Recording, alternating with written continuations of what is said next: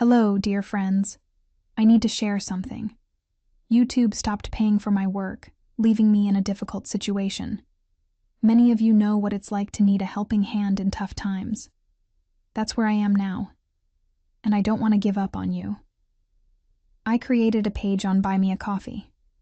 You can help with donations when possible, or with monthly membership for exclusive stories. Every gesture means the world to me. Together, we'll keep these stories alive. The link is in the description. Thank you for considering helping me.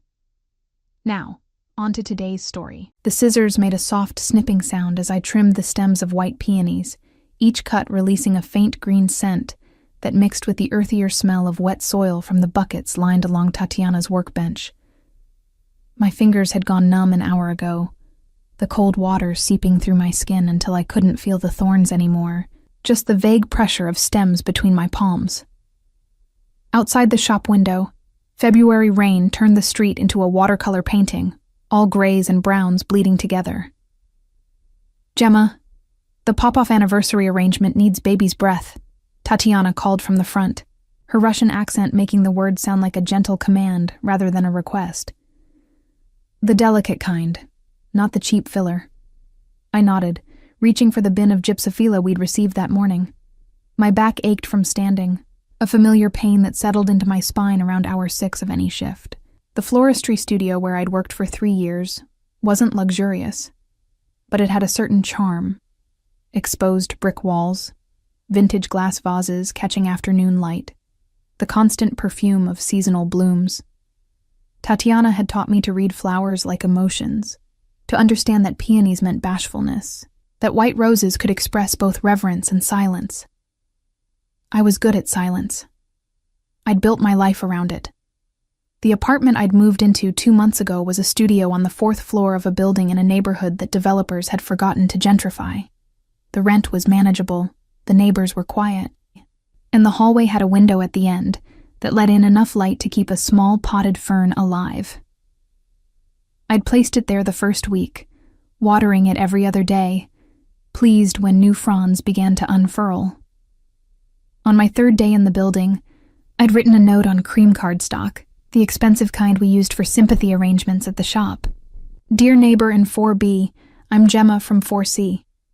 If you ever need anything, please let me know." I'd slipped it under his door, heard it whisper against the wood floor inside, then retreated to my own apartment with my heart beating too fast.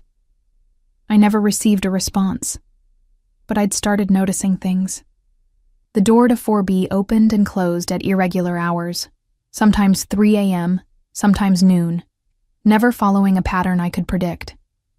I caught glimpses of him, tall, dark-haired, always in black clothing that looked expensive even from a distance. His footsteps were quiet for a man his size, a deliberate softness that suggested he'd learned to move without drawing attention. Once I'd been coming up the stairs with an armful of grocery bags when he descended past me. He'd pressed himself against the railing to give me space, and I'd caught the scent of his cologne, something with cedar and smoke, layered over what might have been gunpowder, or just the metallic tang of the city. Our eyes had met for half a second. His were dark, almost black, with a weariness that seemed to pull at something in my chest. I'd murmured, "Excuse me," and he'd nodded. Nothing more. That had been 3 weeks ago. Since then, I'd fallen into small rituals without meaning to. On rainy days, I left my spare umbrella propped against his door. When Larissa from 4A mentioned that someone had been smoking in the stairwell, leaving ash on the steps, I swept it away before he might see it and think less of the building. I watered the fern in the hallway window, and sometimes, when I was feeling particularly foolish, I'd hum while climbing the stairs. Old songs my grandmother had taught me, melodies without words that felt safer than speech. I never saw him react to any of it. But the umbrella was always returned, propped against my door the next morning, folded precisely with the handle facing outward. "Gemma, you're doing that thing again," Tatiana said, appearing beside me with a knowing look.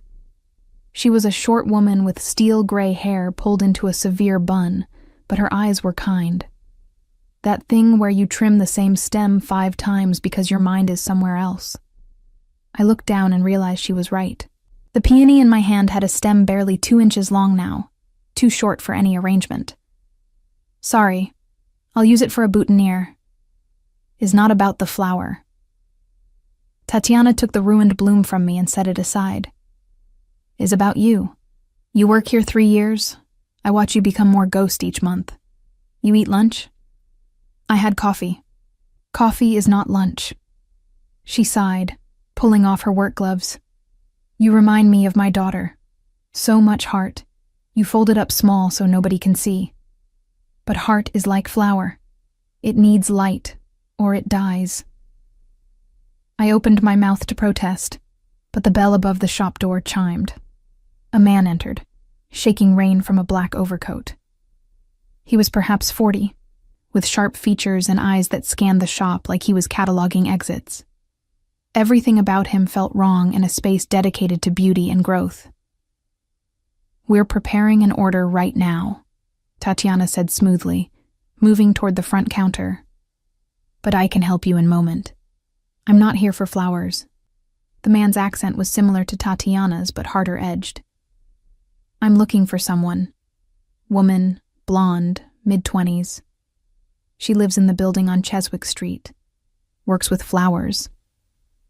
The temperature in the room seemed to drop. I froze, scissors still in hand, trying to make myself smaller behind the work table. Many people work with flowers, Tatiana said, her voice careful. Many buildings on many streets. This one's particular. She's been leaving things for a neighbor. Notes, umbrellas. The man smiled, and it didn't reach his eyes. Thought maybe she works at a flower shop. Thought maybe someone here might know her. My heart hammered against my ribs. The scissors felt slippery in my palm. I know nobody like this, Tatiana said firmly. Perhaps you try different shop. The man's gaze drifted past her, landing on me. I forced myself to keep trimming, to maintain the rhythm of work, even though my hands were shaking. After a long moment, he nodded. Perhaps, but if you remember anything, he placed a card on the counter. You call this number.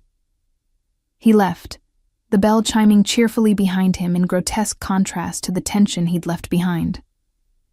Tatiana waited until his shadow disappeared from the window before she turned to me.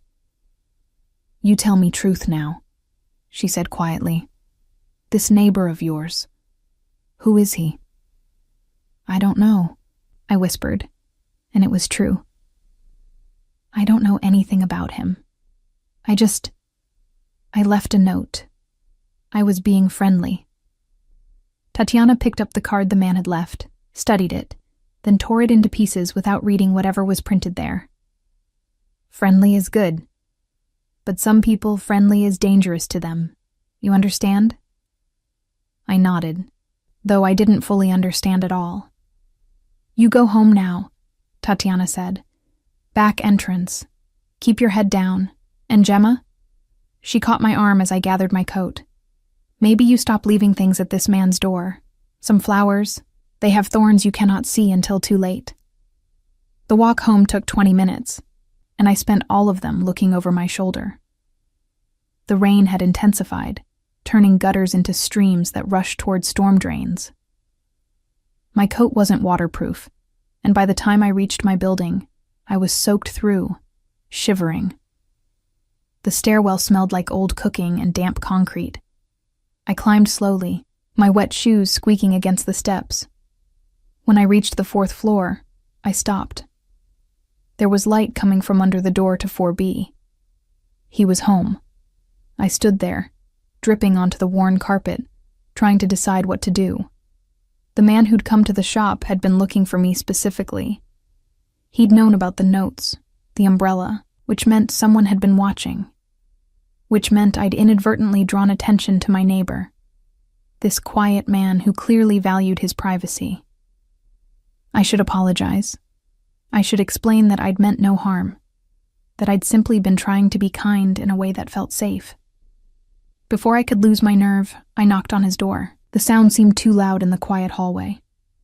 I waited, counting my own heartbeats.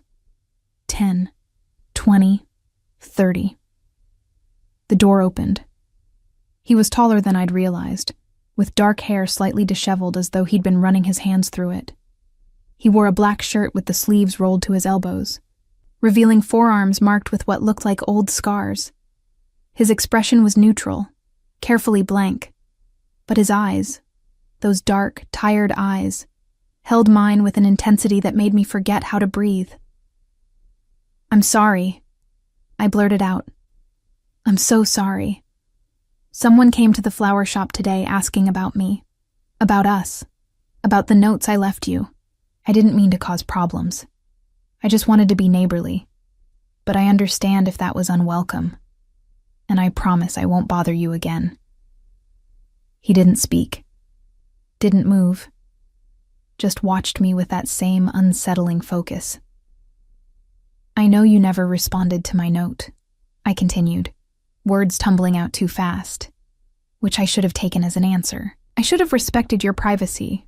It's just, you seemed like you might need a friend, and I know how that feels, being alone in the city and...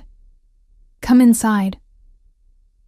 His voice was deeper than I'd expected, with a gravelly quality that suggested either too many cigarettes or too much shouting. I blinked at him. "What? It's not safe for you to stand in the hallway." He stepped back, opening the door wider. "Please." Everything in me screamed that this was a terrible idea. But the alternative was going back to my own apartment, being alone with the knowledge that someone was watching, that my simple kindness had somehow created danger. I stepped inside. The apartment was sparse in a way that suggested intentionality rather than poverty. Minimal furniture, a leather couch, a single chair, a table with nothing on it. No photographs, no personal items, nothing that would indicate who lived here or what they cared about. The walls were bare except for one painting, an abstract piece dominated by dark blues and blacks. "You're soaking wet," he observed, closing the door behind me. "I'll get you a towel." He disappeared through a doorway, and I stood awkwardly in the center of his living room, dripping onto hardwood floors that looked newly refinished. When he returned, he handed me a towel that was thick and soft, the kind that suggested someone who understood quality. "Thank you," I murmured, pressing it to my hair. "The man who came to your work," he said, his tone neutral. "Describe him." I did, including every detail I could remember.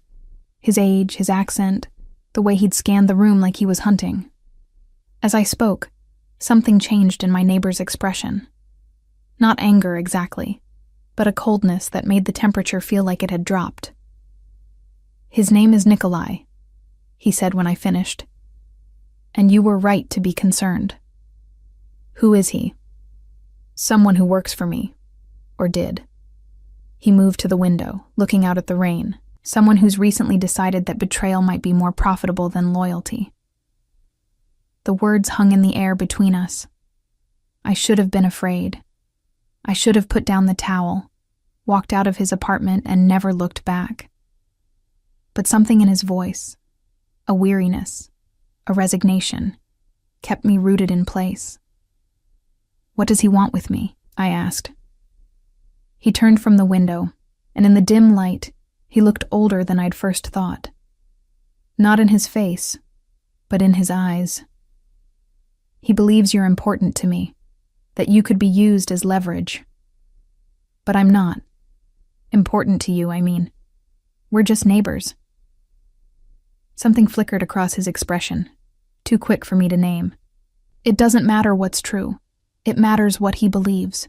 And now that he's seen you, that you exist." He trailed off. "I'm sorry. This is my fault. I should have responded to your note. I should have told you to stay away." "Why didn't you?" The question came out softer than I'd intended. He studied me for a long moment, and I had the strangest feeling that he was memorizing my face. "Because," he said finally, "for 5 months, you've been the only good thing in my day." My breath caught. He continued before I could respond.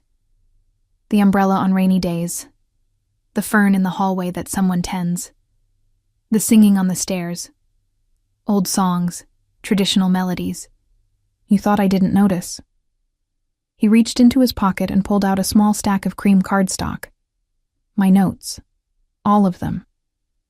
I kept every one. I stared at the cards in his hand, my handwriting visible even from a distance. But you never answered. I'm not a good man, Gemma Morozov. He said my full name like he'd memorized it, and good men are the only kind you should let into your life. Then why tell me this now? Because Nikolai won't stop looking, and if he finds you, if he confirms that you matter to me. He moved closer, and I caught that scent again. Cedar and smoke and something darker underneath. I need you to trust me. Can you do that? I should have said no. I should have run. But I looked into his tired, dark eyes and saw something I recognized. Loneliness wrapped in layers of protection. The same armor I wore every day. I don't even know your name, I whispered. Massimo, he said. Massimo Sokolov. And with those words, everything changed. I didn't sleep that night. How could I, after Massimo? I could barely think his name without feeling the strangeness of it, the intimacy of finally knowing, after he'd told me to pack a bag and be ready by dawn. Not much, he'd instructed, walking me back to my apartment with his body angled between me and the stairwell, as though expecting someone to appear at any moment. One bag. Essentials only. We'll send for anything else later. Later. As though there would be a later. As though my life hadn't just fractured into before and after the moment I'd knocked on his door. Now I sat on the edge of my bed, watching the city wake through my single window. The sky was shifting from black to gray, that uncertain pre-dawn color that never lasted long enough. My bag sat beside me, packed with clothes, toiletries, my grandmother's locket, and a pressed flower from the first bouquet I'd ever arranged at Tatiana's shop. A white peony that I'd kept between the pages of a book for 3 years. I'd texted Tatiana an hour ago. Family emergency. We'll be out of town for a while. I'm so sorry.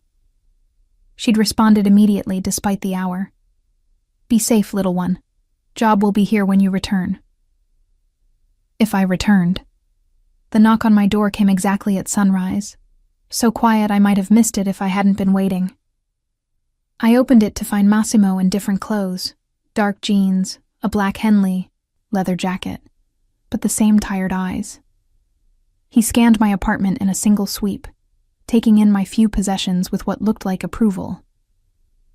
You live simply, he observed. I don't need much. I picked up my bag, but he took it from me before I could protest. Alexei is waiting with the car, he said. We'll go out the back way. Don't speak to anyone. Don't look at anyone. Just stay close to me. I followed him down the service stairs I hadn't known existed, through a door marked maintenance only, and out into an alley where a black sedan idled with its lights off. A man I recognized from the building. I'd seen him twice. Always coming or going from Massimo's apartment, stood beside the rear door. Alexei Dimitrov, Massimo said by way of introduction. He handles security. Alexei was broad-shouldered with light brown hair, and a face that might have been handsome if not for a scar that ran from his temple to his jaw. He nodded at me with what seemed like genuine courtesy. Miss Morozov, I apologize for the circumstances. Get in, Massimo said, opening the door for me. The interior of the car was leather and silence. I slid across the seat, and Massimo followed, maintaining a careful distance between us. Alexei took the driver's seat, and we pulled out of the alley without headlights, merging into the early morning traffic like smoke disappearing into fog. Where are we going? I finally asked. Somewhere safe. Massimo was looking out the window, his profile sharp against the gray light. Somewhere Nikolai doesn't know about. How many places does he know about? Too many. He turned to look at me then, and I saw something in his expression that made my chest tighten. I should explain what this is, what I am. You don't have to. I do. He leaned forward slightly, his voice dropping. 5 months ago, you left a note on my door offering help. You've been kind to me without knowing anything about who I am or what I do. You deserve the truth. I waited, my hands clasped in my lap to keep them from shaking. My family has been in the protection business for 3 generations, he began, choosing his words carefully. We provide security for people and businesses that can't rely on traditional law enforcement. We resolve disputes that the courts won't touch. We ensure that certain transactions happen smoothly and that certain people remain safe. You're in the mafia. The bluntness of my words seemed to surprise him. A muscle in his jaw tightened. That's one word for it. What's another word for it? Necessary. He held my gaze. In the neighborhoods where I grew up, where my father and grandfather lived, there are people who prey on the vulnerable, who exploit the desperate. We stop them. We protect our own. Sometimes that requires violence. Often it requires the threat of violence. Always it requires power. I thought about the man who'd come to the flower shop, the predatory way he'd scanned the room. And Nikolai? Was my father's lieutenant before he was mine. I trusted him. Massimo's voice went cold. 3 weeks ago, I learned he'd been selling information to a rival organization. Details about our operations, our people, our vulnerabilities. He was preparing to orchestrate a coup, to eliminate me and take control. But you found out first. I found out first. He glanced at Alexei, who met his eyes in the rearview mirror with something like grim understanding. I was planning to handle it quietly, quickly, but then he saw you. How? He's been watching my apartment for weeks, trying to establish patterns. He photographed you entering the building with groceries, leaving for work, watering the fern. Massimo pulled out his phone, swiped through a few images, then handed it to me. I stared at photographs of myself, walking up the stairs, unlocking my door, placing an umbrella against 4B. In some, my face was clearly visible. In others, I was just a blonde woman in a worn coat, carrying flowers or groceries or nothing at all. He thinks you're my mistress, Massimo said quietly. That I've been hiding you in the apartment next to mine, that you're my weakness. I handed the phone back with shaking hands. But I'm not. No. He pocketed the device. You're just someone who was kind. Someone who saw a neighbor and offered help without expecting anything in return. But in my world, kindness is always transactional. Nikolai can't conceive of any other reason why you'd matter to me. And do I? The question escaped before I could stop it. Matter to you? Massimo was quiet for so long I thought he wouldn't answer. The car turned onto a highway heading north, away from the city. Dawn was fully arrived now, pale light washing over everything. Yes, he said finally, though I didn't realize how much until I saw those photographs, until I imagined what Nikolai might do to you. My throat felt tight. What happens now? Now we disappear. I have a property upstate that's registered under a different name. We'll stay there until I can neutralize the threat. How do you neutralize someone who wants to kill you? Carefully. A ghost of a smile crossed his face, and with better intelligence than he has. We drove for 2 hours, the city giving way to suburbs and then to genuine countryside. I watched bare trees blur past the window and tried to process everything that had happened in the span of 12 hours. Yesterday I'd been a florist living in a tiny apartment, my greatest concern whether the hellebore shipment would arrive in time for a weekend wedding. Today I was fleeing with a man I barely knew, a man who'd just confirmed he was exactly what I'd half suspected. Someone dangerous, someone powerful, someone who operated in shadows. And yet, I thought about the umbrella always returned precisely folded, about the fern that had flourished in the hallway window, its fronds growing greener and fuller each week.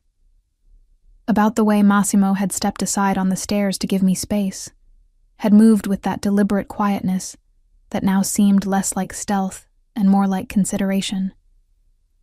"The songs I sing," I said suddenly. "On the stairs. How did you know they were traditional?" He glanced at me. "My grandmother was Russian. She sang the same ones. Mine too. She raised me after my parents died. Taught me to arrange flowers and speak a little Russian and find beauty in small things. Mine taught me chess and how to read people, and that loyalty was worth more than money." He paused. "She would have liked you."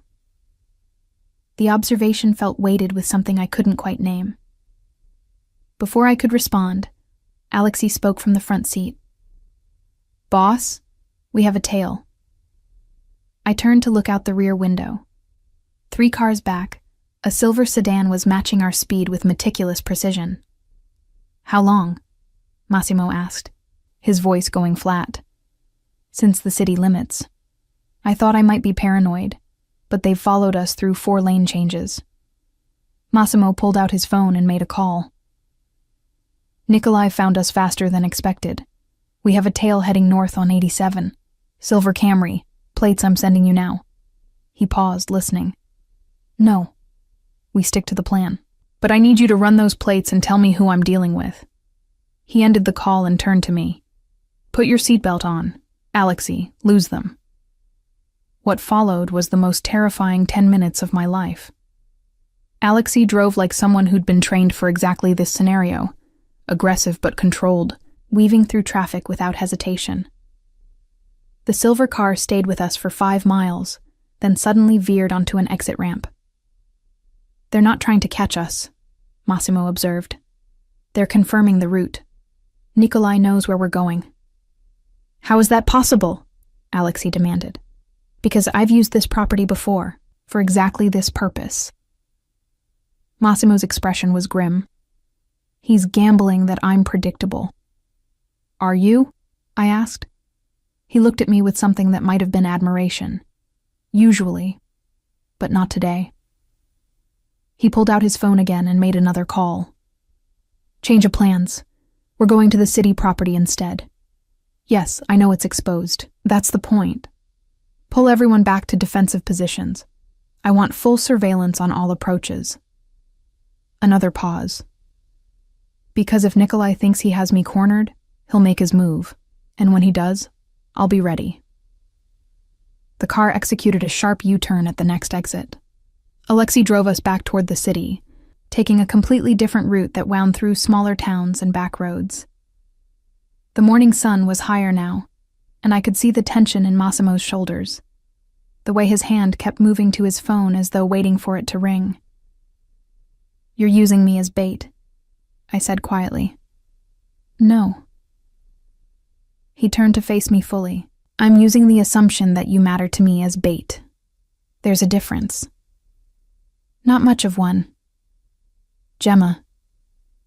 He said my name like he'd been practicing it. "I meant what I told you last night. You've been the only good thing in my days for months. The thought of Nikolai touching you, hurting you." His jaw clenched. I'd burn everything I've built before I let that happen. The intensity in his voice made my breath catch. "You don't even know me. I know you sing old songs while climbing stairs. I know you take care of a fern that isn't yours because you believe all living things deserve attention. I know you leave umbrellas for strangers and work with flowers because you see beauty as something worth cultivating." He leaned closer, not touching but near enough that I could smell cedar and smoke. "I know enough." The car pulled into an underground garage beneath a building in a part of the city I didn't recognize. Alexei parked in a spot marked reserved and cut the engine. The silence was immediate and total. "We'll be safe here," Massimo said. "At least for now." He led me to an elevator that required a key card to operate, then up to a penthouse that was the complete opposite of his sparse apartment. This space was full of life. Artwork on the walls, books on shelves, a kitchen that looked actually used. Floor-to-ceiling windows overlooked the city, offering a view that must have cost more than I'd make in a decade. "This is where you actually live," I observed. "This is where I exist." He set my bag down in the entryway. "The apartment on Chiswick Street is where I go when I need to remember who I was before all of this." "And who were you?" "Someone's son, someone's grandson, someone who still believed that good intentions mattered more than good strategy." He moved to the windows, looking out at the city spread beneath us. "That person died a long time ago."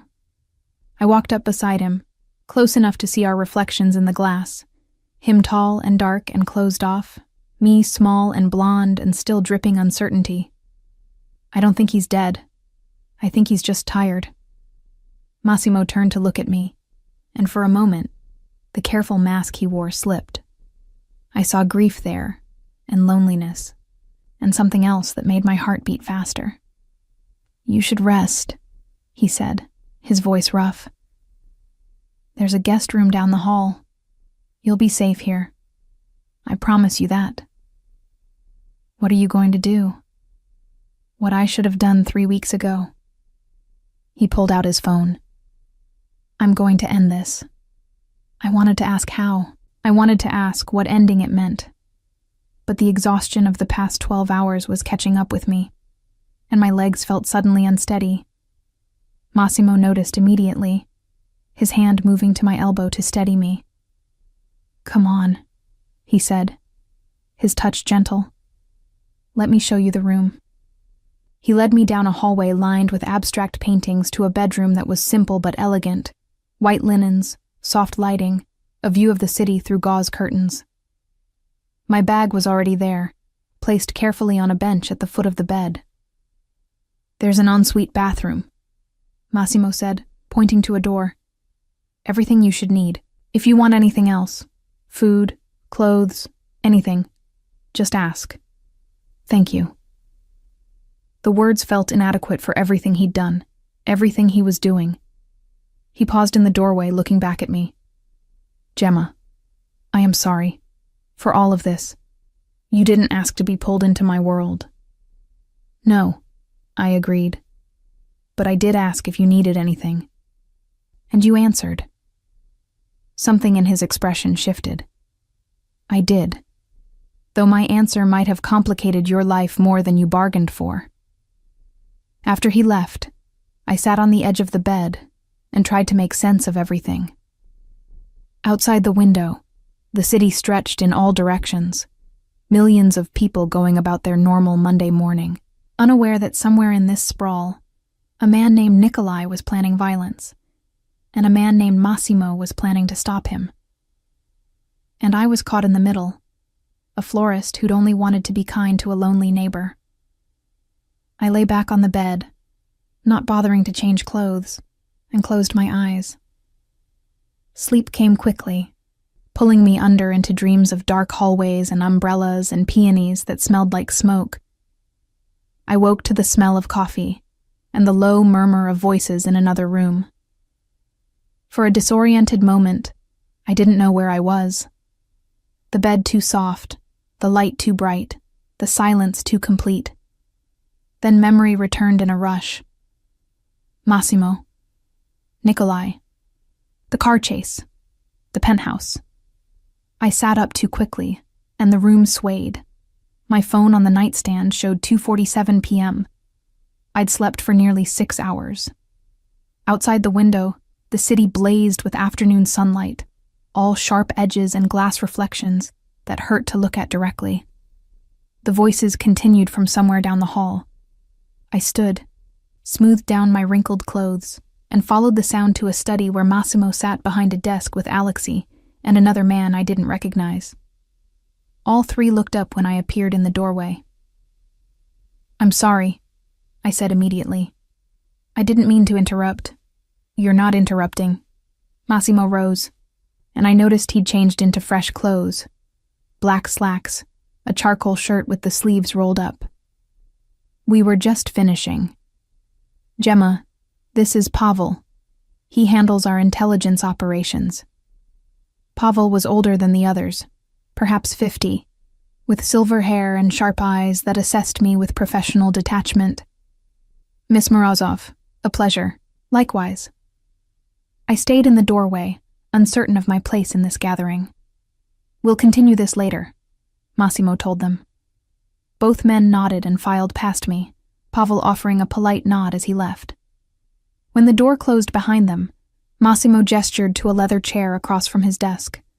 Please, sit. I did, watching as he poured coffee from a carafe into 2 cups. He added cream and sugar to one without asking my preference, then handed it to me. I took a sip and found it was exactly how I liked it, sweet and pale. How did you know? I asked. I've watched you make coffee at the building, through the window in the hallway. He settled back into his chair, cradling his own cup. You always use the same ratio. 2 sugars, enough cream to turn it beige. The thought of him observing these small details about me sent an odd flutter through my chest. You pay very close attention to things that matter. He set his cup down. We've had some developments while you were sleeping. Nikolai made contact. My hands tightened around the warm porcelain. What kind of contact? A message, through intermediaries. Massimo pulled up something on his phone and turned it to show me. A photograph of the flower shop where I worked, taken from across the street. No people visible, just the storefront with its cheerful display of seasonal blooms in the window. He's making his position clear. He knows where you work. He knows you matter to me. He's suggesting we negotiate. Negotiate what? His terms for leaving you unharmed in exchange for me, stepping aside from my position in the organization. Massimo's voice was flat, but I caught the current of rage underneath. He thinks he can leverage you into my surrender. But he can't. We're not. I stumbled over the words. We're not what, Gemma? He leaned forward slightly, his dark eyes holding mine. Not involved? Not connected? Would you believe that if you were in his position? I thought about the umbrella, the notes, the fern. No, I admitted. I suppose I wouldn't. Exactly. He ran a hand through his hair, disrupting its careful order. Which is why we need to change the narrative. We need to convince Nikolai that you're not leverage, that you're not important enough to use against me. The words shouldn't have stung, but they did.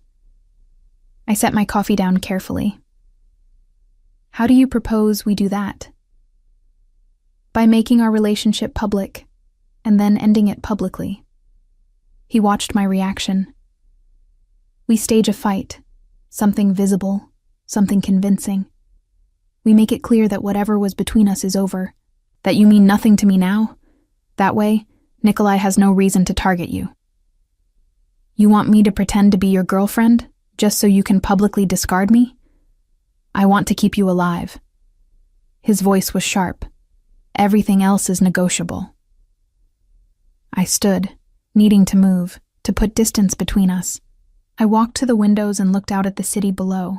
All those people living normal lives where the greatest drama was traffic or deadlines or whether to order takeout. And what happens after this public breakup? Do I just go back to my apartment like nothing happened? No, you can't go back there. Not yet. I heard him stand, heard his footsteps approaching. He stopped beside me, close enough that I could feel the heat of him. I'll set you up somewhere else, somewhere safe. New apartment, new identity if necessary. I'll make sure you're protected.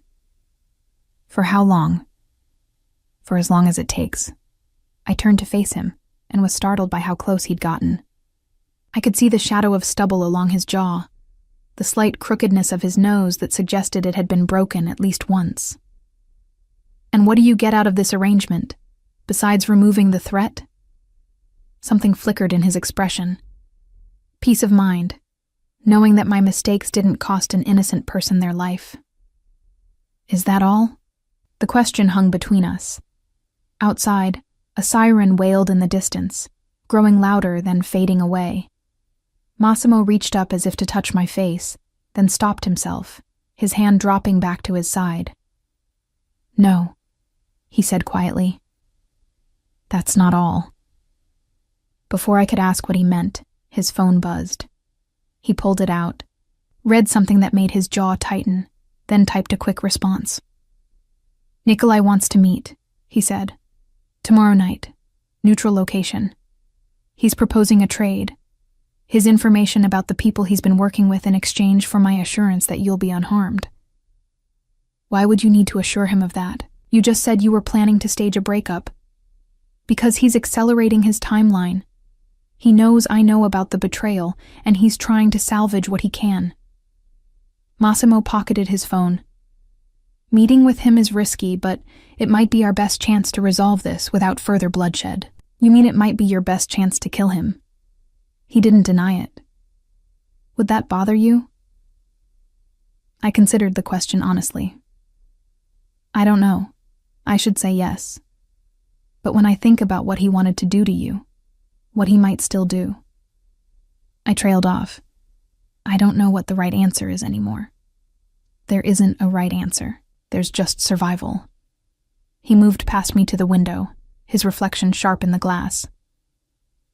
"My grandmother used to say that the world is full of hard choices, and pretending they're easy is a luxury only the naive can afford." "What else did she teach you?" The question seemed to catch him off guard. He glanced at me, then back out at the city. "She taught me chess, not just the moves, but the philosophy of it. That sometimes you have to sacrifice pieces to win the game. That the queen is powerful, but vulnerable. That the king is weak, but essential. Which piece are you?"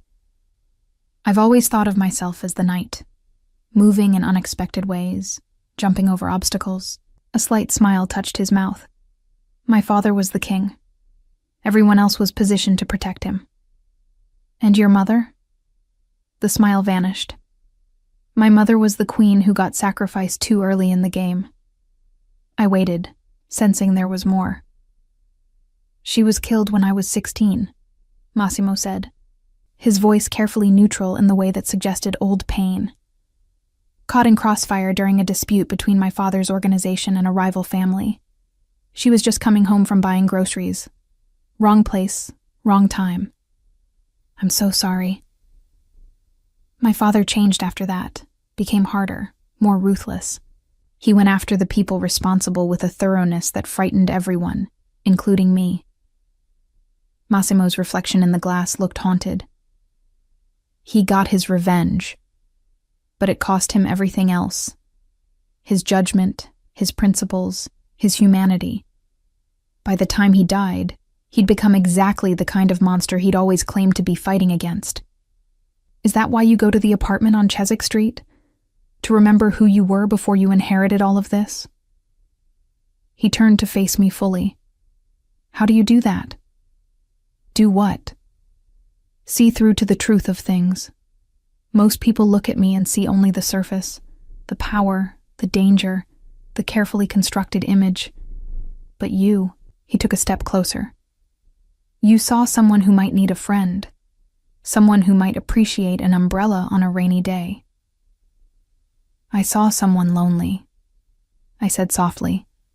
"Like recognizes like. Are you lonely, Gemma?" The question was barely above a whisper.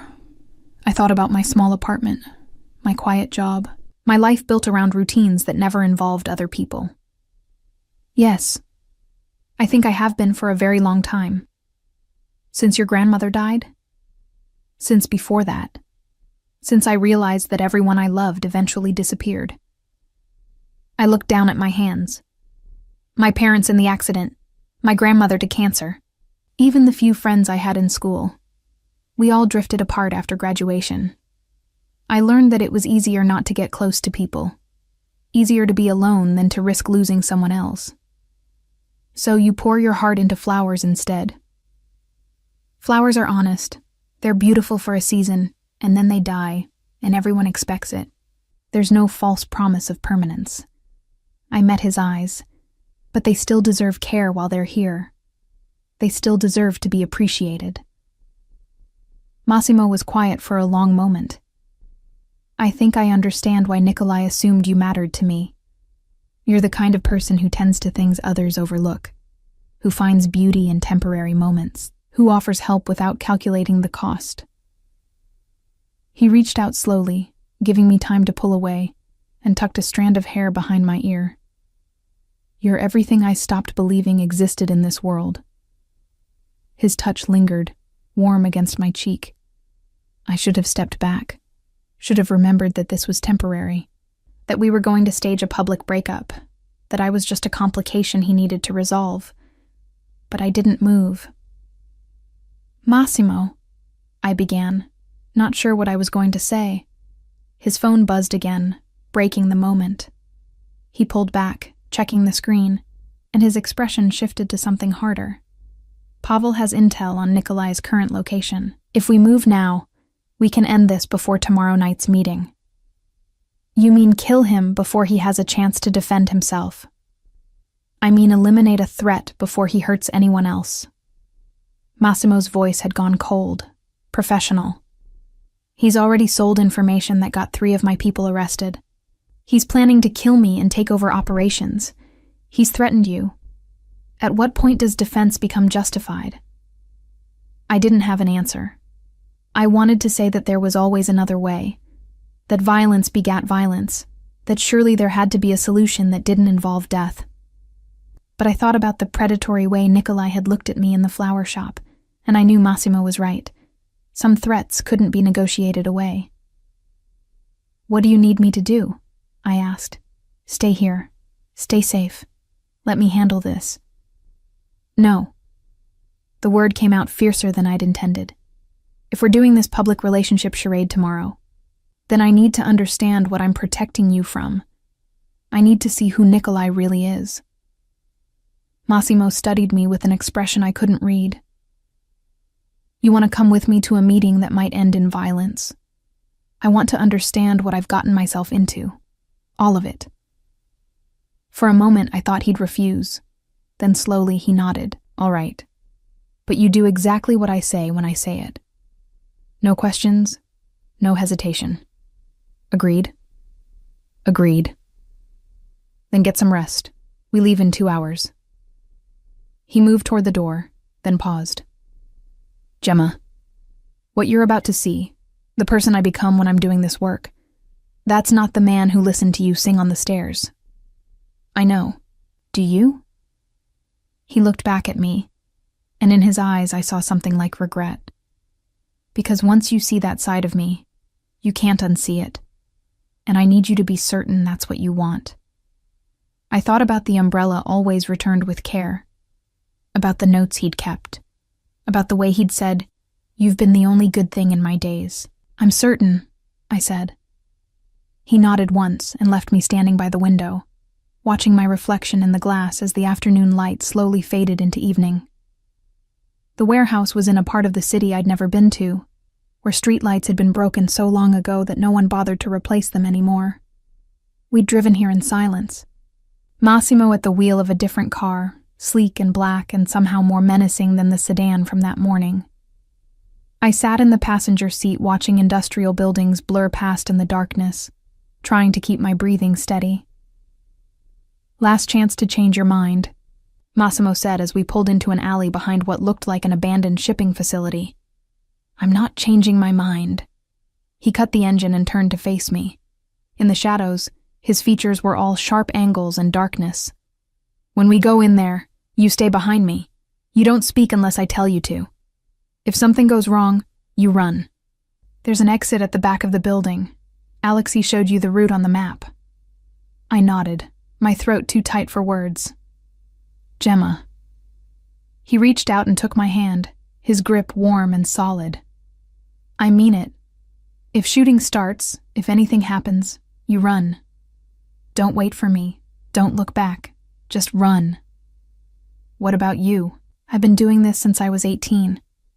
I know how to survive." He squeezed my hand once, then released it. "But I can't focus on surviving if I'm worried about protecting you." "Then maybe I shouldn't have come." "Maybe." A ghost of a smile touched his mouth. "But you insisted. So now we both have to live with that choice." He got out of the car, and I followed. The air was cold and smelled like oil and rust. Alexei appeared from the shadows, materializing so silently I jumped. He gave Massimo a subtle nod, some kind of signal I didn't understand. "He's inside," Alexei said quietly. "2 men with him. Pavel's team has the perimeter secured." "Good." Massimo's hand went to the small of my back, guiding me forward. "Stay close." We entered through a side door that led into a cavernous space filled with empty shipping containers and abandoned machinery. Dim work lights had been strung up, creating pools of illumination in the darkness. And there, in the center of the largest pool of light, stood Nikolai. He looked different than he had in the flower shop. Less predatory, more desperate. 2 men flanked him, both armed, both watching us with the kind of alertness that suggested training. Nikolai himself held nothing but a manila folder. "Sokolov," he greeted Massimo with a nod. "I wasn't sure you'd come." "I'm here." Massimo's voice was flat, emotionless. "Let's get this over with." Nikolai's gaze slid to me, and I saw recognition flicker across his face. "So it's true. The little florist matters to you." "She's here as a witness," Massimo said. "Nothing more." "Is that so?" Nikolai smiled, and it was worse than his predatory look had been. "Then you won't mind if I ask her a few questions." "I mind very much." Massimo's hand tightened on my back. "You deal with me, or you don't deal at all." For a tense moment, I thought Nikolai would push. Then he shrugged and held up the folder. "Fine. Let's talk business. In here is everything. Names, dates, transactions. Everyone I've been working with. Everything I've told them. It's yours in exchange for safe passage out of the country, an assurance that you won't come after me." "And the girl?" Massimo asked. "The girl goes free. No harm comes to her. You have my word." "Your word."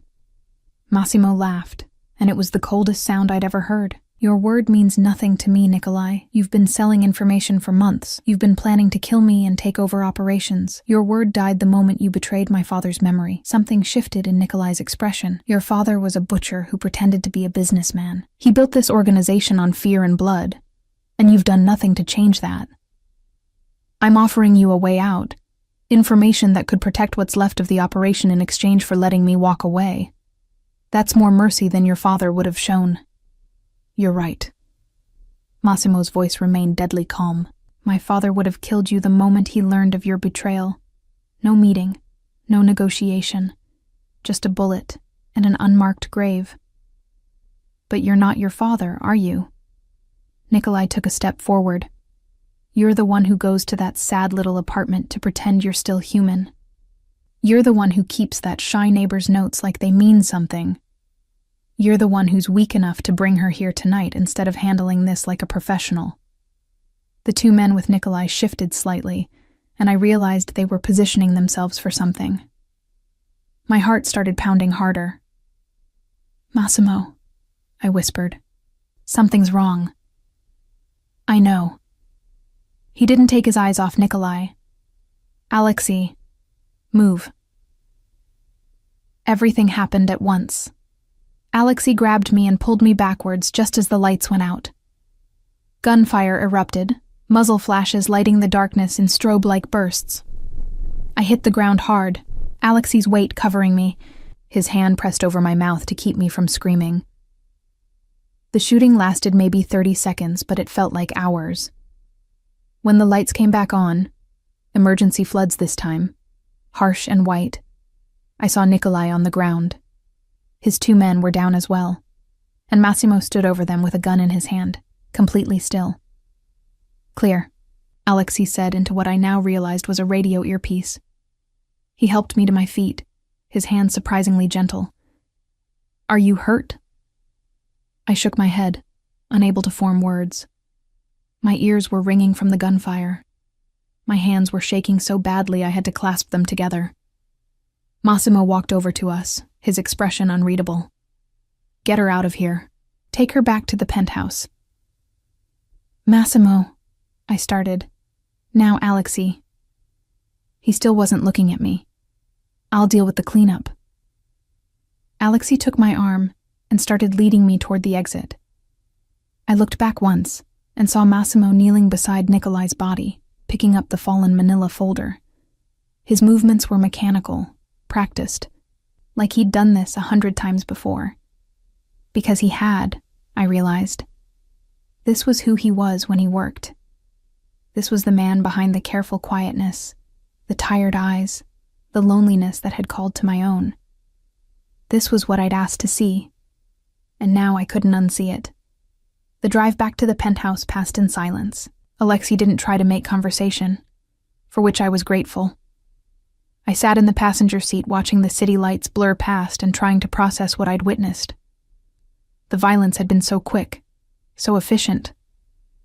One moment Nikolai was alive and negotiating, the next he was gone. Had Massimo shot him? Or had it been one of Pavel's team? Did it matter? When we reached the penthouse, Alexei walked me up and waited while I unlocked the door with the key Massimo had given me.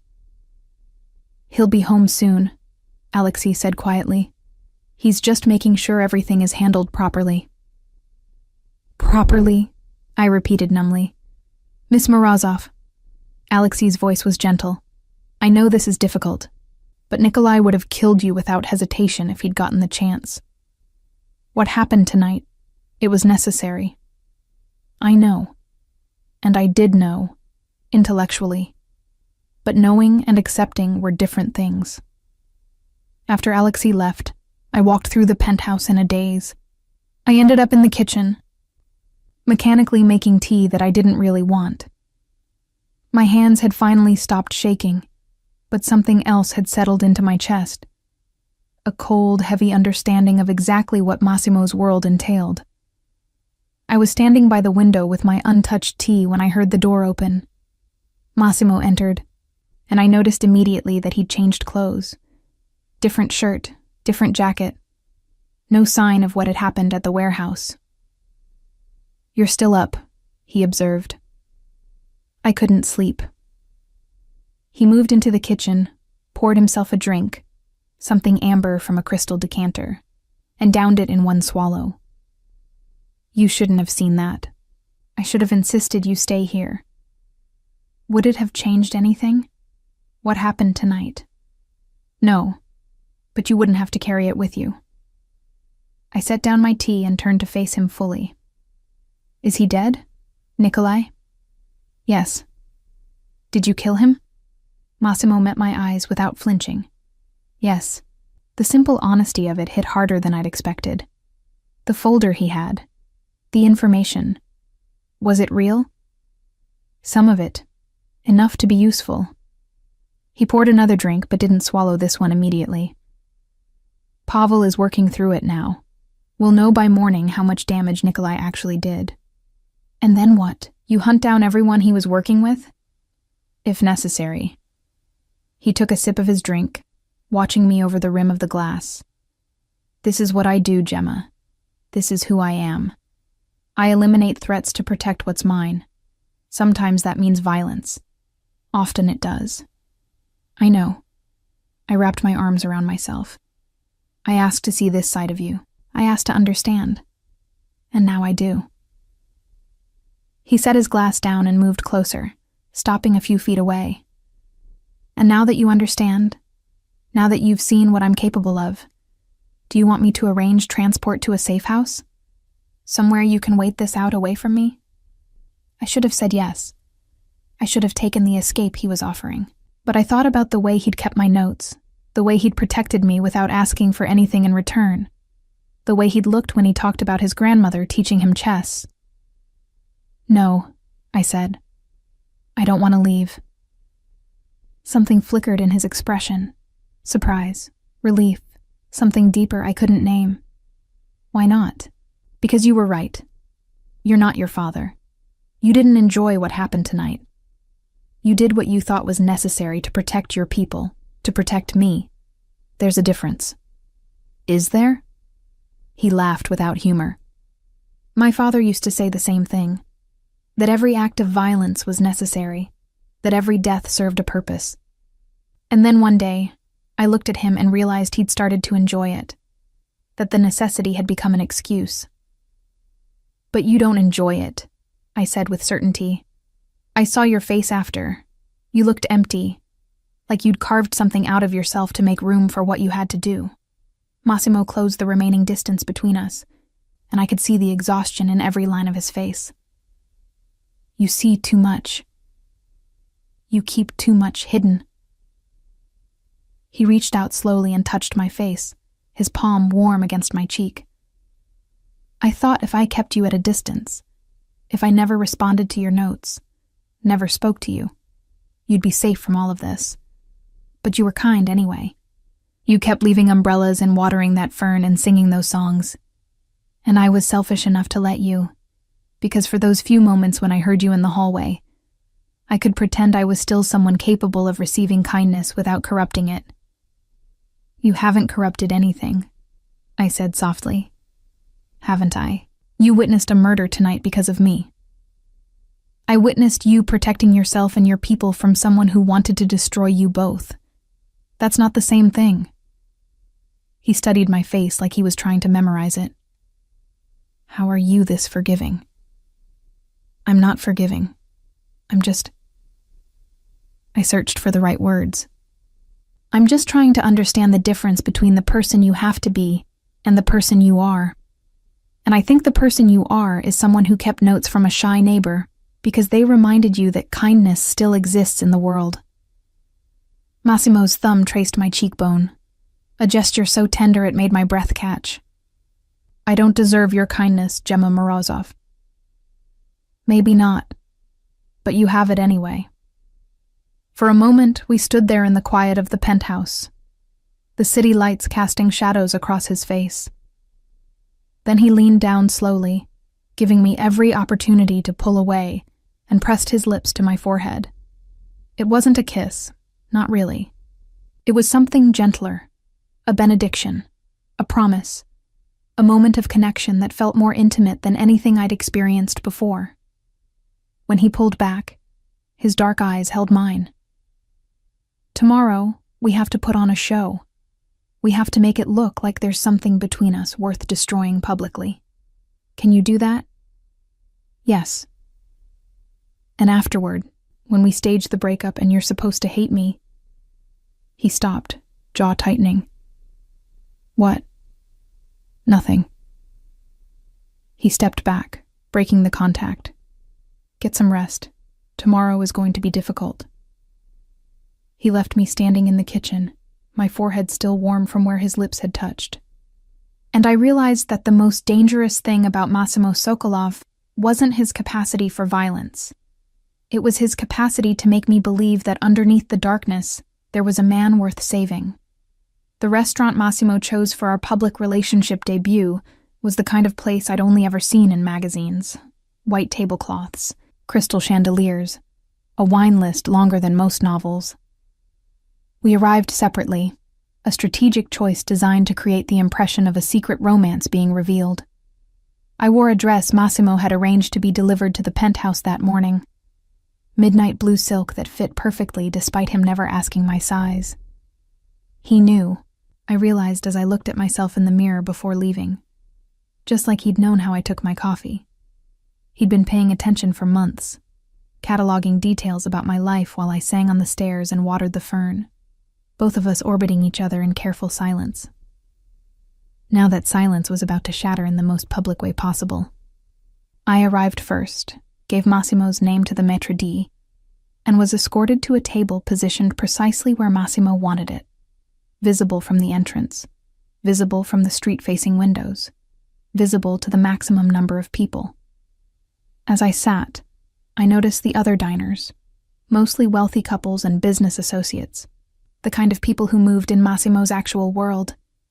Several looked at me with polite curiosity. A woman alone at one of the best tables, clearly waiting for someone important. Massimo arrived exactly 10 minutes later. I watched heads turn as he entered, watched the subtle ripple of recognition move through the room. People knew who he was, even if they pretended not to. He moved through the restaurant with that same quiet authority I'd first noticed in the stairwell, but here it seemed amplified. Command rather than consideration. When he reached the table, he smiled at me. It was small and private, meant only for me. But I knew people were watching, knew this moment was being catalogued and would be discussed later. "You look beautiful," he said, loud enough for nearby tables to hear. "Thank you." I'd practiced this, rehearsed what I would say and how I would act, nervous but happy, like a woman at the beginning of something that mattered. He sat across from me, and a waiter appeared immediately with wine. Massimo ordered without consulting the menu, then turned his attention fully to me. "How are you feeling? About all of this?" "Terrified," I admitted quietly. "Is anyone watching right now?" 3 tables, minimum, plus the staff. His expression remained warm, affectionate, even as he delivered information about our surveillance. "There's a photographer across the street, not one of mine. Someone tipped them off that I'd be here tonight." "Nikolai?" "Nikolai's dead." Something cold flickered in his eyes before warmth returned. "But he had allies. People who knew about you and decided the story was worth exploiting." The wine arrived, and Massimo raised his glass in a toast. "To new beginnings," he said, his voice carrying to the tables around us. "To new beginnings," I echoed, and we drank. The meal that followed was surreal. On the surface, we were 2 people enjoying an intimate dinner. Massimo asking about my work at the flower shop, me asking about his businesses, both of us smiling and laughing at appropriate moments. But underneath ran a current of awareness that this was all performance, all strategy. "Tell me something real," I said quietly between courses. "Something that's not part of the script." Massimo leaned back in his chair, studying me. "What do you want to know?" "The songs I sing on the stairs, your grandmother's songs." "Which was her favorite?" Something genuine softened his features. "There was one about a nightingale and a rose. She'd sing it while making tea, always at the same time in the afternoon. I can still hear her voice when I smell bergamot." "Solove e Rosa," I said, naming the song. "My grandmother sang that one too, usually when she was arranging white roses. Would you sing it for me, sometime when we're not performing?" The question caught me off guard. "If you want." "I do." He reached across the table and took my hand, a gesture that looked affectionate but felt like an anchor. "There's a group from Nikolai's former associates 3 tables to your left. They're watching very carefully." I resisted the urge to look. What are they looking for? Confirmation that you matter, that removing you would hurt me. His thumb traced circles on my palm. "After tonight, everyone will believe we're involved. Tomorrow, we end it in a way that makes them believe it meant nothing." "How?" "I'm still working on the details, but it needs to be public and brutal. You need to look devastated. I need to look indifferent." The thought of manufacturing that kind of pain, even as performance, made my chest tight. "And then?" "And then you disappear. New identity, new city if necessary. Somewhere they can't find you. What about you?" "I deal with the fallout. Make it clear that anyone who even thinks about using you against me will suffer the consequences." His hand tightened on mine. "But first we have to sell this. We have to make them believe." For the rest of the meal, we played our parts perfectly. Massimo was attentive without being possessive, warm without being inappropriate. I responded with shy pleasure, the kind a woman might feel being noticed by someone powerful. When dessert arrived, something elaborate with gold leaf that I didn't taste, he fed me a bite across the table, an intimate gesture that made the photographer across the street visible through the window raise their camera. "That'll be in the tabloids by morning," Massimo observed. "Mysterious man spotted dining with unknown woman at exclusive restaurant." "Do they know who you are, really?" "Some do, others suspect. The ones who matter, Nikolai's former associates. They'll know exactly who I am and what it means that I'm here with you publicly. He set down his fork. There's something else you should know. The information in Nikolai's folder. It included details about his replacement plan, who he was working with, who was supposed to take over various operations after I was eliminated. And one of them is here tonight. 4 tables behind you. He's been watching us for the past 40 minutes. My heart rate spiked. What's he going to do? Nothing here. Too public. But he's confirming what Nikolai believed, that you're my weakness. Tomorrow, when we stage the breakup, he'll see that belief was false, that you were nothing but a passing interest. Massimo's voice dropped even lower. The hard part is going to be making you look genuinely hurt. I need you to draw on real emotion. What kind of emotion? Fear, humiliation, heartbreak. His dark eyes held mine. Whatever you'd feel if I actually betrayed you. If I revealed that everything between us was manipulation. I thought about the notes he'd kept, the umbrella returned with care, the way he'd said I was the only good thing in his days. That would hurt, I admitted. I know, and I'm sorry. He signaled for the check. But it's the only way to keep you safe. We left the restaurant hand in hand, the photographer getting clear shots of us exiting together. Massimo's car was waiting, but before we got in, he pulled me close and kissed my temple, a gesture that looked affectionate but allowed him to whisper in my ear. They're following us. 3 cars. When we get back to the penthouse, we're going to have an argument. Loud enough for the surveillance they've no doubt planted to pick up. And tomorrow morning, we're going to have a very public confrontation in a very public place. Where? The flower shop. Tatiana's agreed to participate. She'll be there as a witness to make it believable. I pulled back to look at him. You contacted Tatiana? I had to explain why you'd be unavailable for work. She was protective, but she understands what's at stake. We got into the car, and Massimo immediately raised the privacy screen between us and the driver. She cares about you, she wants you safe.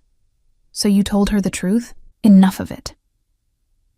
He settled back against the seat, maintaining the careful distance he'd kept all evening. She knows you're in danger because of your association with me. She knows we're staging a breakup to protect you. She doesn't know about Nikolai, or what happened at the warehouse. What did you tell her about us? About what we are to each other? Massimo was quiet for a moment. I told her you'd shown me kindness when I needed it most, that I'd failed to protect you from the consequences of that kindness, that I was trying to fix my mistake. Is that what I am? A mistake? No. The word was immediate and certain. You're the least mistake thing in my life right now. We arrived at the penthouse to find it exactly as we'd left it. But the moment we entered, Massimo's entire demeanor shifted. His voice rose, sharp and cold. I don't understand why this is so complicated. I've explained the situation clearly. I stared at him, confused, until I saw him tap his ear and point to several locations around the room. Listening devices. Someone had planted them while we were gone. Understanding flooded through me. The argument was starting now. Complicated? I let my voice rise to match his. You call turning my entire life upside down uncomplicated? I gave you choices. I've been nothing but accommodating. Accommodating? You've been controlling. You decided where I'd stay, what I'd wear, who I could talk to, for your safety, for your convenience. I let real frustration bleed into my voice. You know what? I'm done. I'm done with all of this. I didn't ask to be pulled into your world, and I certainly didn't ask to be treated like some possession you can manage. Massimo's eyes met mine, and I saw approval there even as his voice remained harsh. Then leave. No one's keeping you here. Maybe I will. Maybe I'll go straight to the people you're so afraid of and tell them everything. You wouldn't dare. He moved closer, and there was something almost desperate in his expression that I didn't understand. Gemma, don't what? Don't call your bluff? Don't point out that for all your power and control, you're just a man who's terrified of being alone? I grabbed my purse from where I'd left it. I'm going to my own apartment. Don't follow me. I walked out, slamming the door behind me. My hands were shaking, my heart pounding, but I kept walking to the elevator, kept moving until I was in the car Alexei had waiting, per the plan, and we were pulling away from the building. Only then did I let myself breathe. You did well, Alexei said from the driver's seat. Very convincing. It didn't feel like acting. And it hadn't. Some of that anger, that frustration, it had been real. Being pulled into Massimo's world had turned my life upside down. Even if I understood why, even if I'd chosen to stay, there was a part of me that resented the loss of control. Alexei drove me to a hotel, different from the penthouse, carefully chosen for its security and anonymity. Massimo will be here in a few hours, he explained as we rode the elevator to my floor. After he's confirmed that the surveillance picked up your argument. And tomorrow you show up at the flower shop at opening time. Massimo will arrive 30 minutes later. You'll have the final confrontation there, in front of Tatiana and any customers. Make it devastating. Make it clear you want nothing to do with him. And then you're free. Alexei stopped outside the hotel room door. New identity, new city, new life. Everything arranged. All you have to do is walk away. After he left, I sat on the edge of the hotel bed and tried to imagine it. Walking away from Massimo, from the man who'd kept my notes and returned my umbrella and looked at me like I was something precious. Walking away from the connection we'd built in stolen moments and dangerous circumstances. My phone buzzed. A text from an unknown number. Thank you for tonight, for all of it. Sleep well. I knew it was from Massimo, using a burner phone. I typed back, you too. 3 dots appeared, disappeared, appeared again. Then, I meant what I said, about you being the only good thing. That wasn't part of the performance. My throat tightened. I know. After tomorrow, you'll be safe. That's what matters. I stared at the screen, at those words that were simultaneously a promise and a goodbye. Then I typed the truth. What if I don't want to be safe if it means losing you? The 3 dots appeared and stayed for a long time. Finally, then we're both in trouble, because I don't want to let you go either. I fell asleep with the phone in my hand, those words the last thing I saw before my eyes closed. The flower shop looked exactly as I'd left it, except Tatiana had prepared it like a stage set. The morning's delivery of roses was arranged in the front window, pink and white blooms catching the early light. She'd positioned the work table where I usually stood so it was visible from the street. Every element designed for maximum visibility, maximum impact. I arrived at 7, an hour before opening.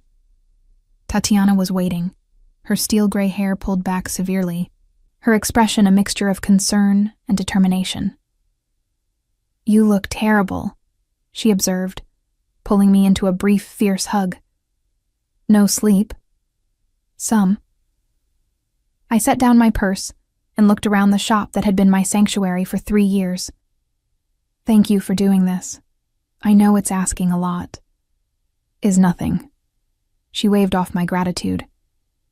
This man, he wants to keep you safe. That is good enough for me. She paused. But Gemma, after today, where will you go? Somewhere new. Somewhere he's arranging. Alone? The question hung between us. I didn't have an answer. At 7:30, the first customer arrived, except I recognized him from the restaurant, one of Massimo's people positioned to witness and report. At 7:45, 2 women came in looking for arrangements for a funeral. Genuine customers, Tatiana confirmed, but conveniently timed. At 8, Massimo arrived. I saw him through the window first, his black coat stark against the morning gray. He paused outside, and our eyes met through the glass. Even from that distance, I could see the exhaustion in his face, the same sleeplessness that had marked my night. Then he entered, and the performance began. Gemma. His voice was cold, nothing like the warmth from dinner. We need to talk. There's nothing to talk about. I kept my hands busy arranging roses, though they trembled. I told you last night. I'm done. You're being unreasonable. I'm being realistic. I set down the scissors before I cut myself. You want to control everything. Where I live, what I do, who I speak to. That's not protection, Massimo. That's possession. The two genuine customers had stopped pretending to browse, watching our confrontation with poorly concealed interest. Tatiana stood behind the counter, her expression neutral but her eyes sharp. Everything I've done has been to keep you safe, Massimo said, and there was real frustration in his voice now. You don't understand the danger. I understand perfectly. I moved out from behind the work table, needing the space, the distance. I understand that you live in a world where people get hurt, where kindness is a weapon and connection is leverage. But that's your world, not mine. I'm not part of it, not. You became part of it the moment you left that first note on my door. Then I'm unbecoming part of it. I grabbed my coat from where it hung by the back room. I shouldn't have gotten involved. I shouldn't have what? He moved closer, and I saw something in his eyes that looked almost like panic. Shouldn't have been kind? Shouldn't have reminded me that good people still exist? You don't get to do this, I said, my voice breaking in a way that wasn't entirely performance. You don't get to make me matter to you, and then expect me to just disappear when it becomes inconvenient. Inconvenient? The word came out like a crack. This isn't about convenience. This is about keeping you alive. By erasing me from your life, by sending me away to some new city with a new name where I can't. I stopped, because suddenly this felt too real, the emotions bleeding past the boundaries of performance. Where I can't be the person who watered your fern and left you umbrellas. Something shifted in Massimo's expression. The mask he wore so carefully began to crack. Gemma. No. I held up a hand. You want this to end? Fine. It's ended. Go back to your apartment on Chiswick Street. Go back to being alone. I'm sure you'll find someone else to observe through windows and keep notes from. The customers were watching with rapt attention. Tatiana's eyes had gone wide, and I saw in Massimo's face the exact moment when he broke from the script entirely. I don't want someone else, he said, his voice low and fierce. I want you. The woman who sings old songs while climbing stairs.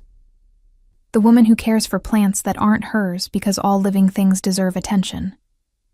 The woman who looked at me, at what I really am, and didn't run. Massimo, what are you doing? I whispered, because this wasn't the plan. This was supposed to end with indifference, with me walking away and him letting me go. I'm failing to let you go. He closed the remaining distance between us. I'm choosing wrong and I know it. I'm putting you in danger and I know that too. But I can't. He stopped, jaw clenched. I can't go back to that apartment and pretend your notes don't matter. I can't go back to being alone after knowing what it's like to have you in my life. This was supposed to be fake, I said. The relationship, the breakup, all of it. I know. His hand came up to cup my face, the gesture achingly gentle. But somewhere between the notes and the fern and watching you exist in the world with such careful kindness, it stopped being fake for me. One of the customers gasped softly. Tatiana's expression had transformed into something between shock and satisfaction. And I stood there, feeling the entire plan unravel around us. What about the people watching? I asked. The ones who think I'm your weakness? Let them think it. His dark eyes held mine with absolute certainty. Let them know that you're not a weakness. You're a choice. My choice. And anyone who touches you will learn exactly what I'm capable of when someone threatens what's mine. That's not how this was supposed to go. No. It was supposed to end with you safe and me alone, and both of us pretending the past weeks meant nothing. His thumb brushed my cheekbone. But I'm done pretending. I'm done being alone. And I'm done letting fear dictate how I live. The door chimed as someone else entered. Alexei, I realized, with several other men I recognized from Massimo's security team. They positioned themselves at the windows, the entrance, creating a perimeter. Boss, Alexei said quietly. This isn't... I know what it isn't. Massimo didn't take his eyes off me. I'm changing the plan. To what? To the truth. He lowered his hand from my face but didn't step back. To making it clear that Gemma Morozov matters to me, that threatening her is threatening me, that anyone who has a problem with that can come directly to me to discuss it. You're making yourself vulnerable, I said. I've been vulnerable since the first note you slipped under my door. I just didn't want to admit it. He looked at Tatiana. I'm sorry for the disruption to your business. Is no disruption. Tatiana's eyes were bright. Is the most entertainment I've had in years. But you, she pointed at Massimo. You hurt this girl. You answer to me. Understand? Understood. He turned back to me. I know this is asking too much. I know you deserve better than a life lived in shadows with a man who's made more enemies than friends. But I'm asking anyway. Stay. Not because you're afraid or because you have nowhere else to go. Stay because you want to. The shop had gone completely silent. The customers, Tatiana, even the security team, everyone waited for my answer. I thought about 5 months of silence, of notes left without responses, of small kindnesses exchanged through umbrella returns and careful songs. I thought about how lonely I'd been before Massimo became part of my routine, even from a distance. And I thought about the past few days, the fear, the violence, the impossible circumstances that had forced us together. But I also thought about the way he'd kept my notes, the way he'd protected me without asking for anything, the way he'd looked when he said I was the only good thing in his days. If I stay, I said slowly, I need to know that I'm staying as myself. Not as someone you're protecting or managing or hiding away. I need to still water the fern and sing on the stairs and work with flowers. I wouldn't want you any other way. And I need to know that when people threaten me because of you, you'll teach me how to defend myself instead of just defending me. Something like admiration flickered in his eyes. Done. And I need you to answer my notes. Actually answer them this time. I promise. He pulled the stack of cream cardstock from his pocket, the same notes I'd been writing for 5 months. I'll even respond to these if you want. In order. What would you say? I asked, curious despite everything. He looked at the first one, the very first note I'd ever left. Dear Gemma from 4C, I do need something. I need you to keep singing on the stairs. I need you to keep leaving umbrellas on rainy days. I need you to keep being exactly who you are, because you remind me that kindness still exists. My breath caught. And the second one? Thank you for watering the fern. It's the first living thing I've cared for in years. Watching it grow reminds me that not everything withers under my attention. He went through them one by one, giving me the responses he'd crafted in his head over 5 months of silence. By the time he reached the last note, the one I'd left 3 weeks ago that simply said, Happy Friday, I was fighting tears. Happy Friday, he read, and every Friday after, if you'll let me share them with you. That's a terrible line, I said, voice thick. I know, I'm better at violence than romance. He smiled, and it transformed his whole face, but I'm willing to learn. I looked at Tatiana, who was openly crying now, at the customers, who looked like they'd stumbled into the climax of a movie, at Alexei and the security team maintaining their perimeter, and I looked at Massimo, this complicated, dangerous, impossibly gentle man who'd somehow become essential to my life in the span of 5 months of silence and 3 days of chaos. "All right," I said. "I'll stay." The relief that washed over his face was worth every risk, every danger, every complicated choice that had led us here. He pulled me close, pressing his forehead to mine in a gesture that was somehow more intimate than any kiss. "Thank you," he whispered, "for choosing this, for choosing me." "Just answer my notes from now on," I whispered back. "Every single one." Later, after we'd left the flower shop with Massimo's security team maintaining their careful perimeter, after Tatiana had hugged me hard and whispered, "Be happy, little one," after we'd returned to the apartment on Chiswick Street instead of the penthouse, I found Massimo in the hallway. He was watering the fern. I watched from the doorway of 4C, my door open, his door open, the space between them no longer feeling like a separation but like the beginning of something new. "It's grown," I observed. "You've taken good care of it." He set down the watering can and turned to face me. "I never thanked you for that. You thanked me by returning my umbrella, by keeping my notes, by choosing to let me in even when it went against every strategic instinct you have. Strategic instincts are overrated." He moved closer, crossing the threshold into my tiny apartment. It was the first time he'd ever entered it, and I saw him take it in. The second-hand furniture, the pressed flowers in frames, the stack of books by the bed. "It's not much," I said. "It's you." He picked up one of the framed flowers, a white peony. "From your first arrangement? How did you know?" "Because you're sentimental in ways you pretend not to be. Because you keep small, beautiful things close. Because you understand that the temporary can matter just as much as the permanent." I took the frame from him and set it back on its shelf. "What happens now? You said yourself that choosing me publicly makes me a target." "It does. Which is why you're going to learn self-defense from Alexei. Why you're going to understand exactly what you're walking into. And why—" He pulled a small box from his pocket. "You're going to have this." I opened it to find a key. Not to apartment 4B, but to the penthouse. "I'm not asking you to live there," Massimo said quickly. "I'm asking you to know you have a safe place whenever you need it. That you're not alone in this." "And you?" I asked. "What do you get?" "The privilege of answering your notes, the privilege of hearing you sing on the stairs, the privilege of watching you water our fern, and knowing that you chose to stay when you could have run."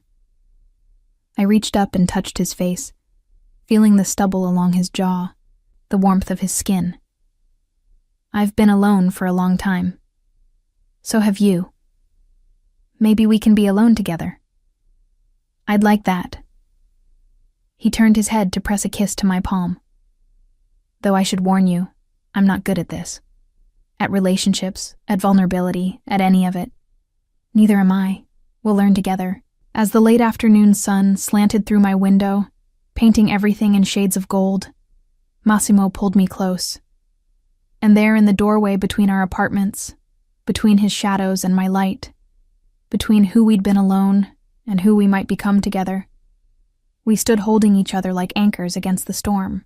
The fern in the hallway window continued growing, its fronds unfurling toward the light. And every time I watered it, every time we watered it together, I was reminded that even the smallest acts of care could transform spaces that seemed impossible to fill. So, what did you think? Leave a like if you enjoyed it and comment. Would you have made the same choice as her? Share with someone who loves these stories. There's always more at Emma Romance Library. See you soon.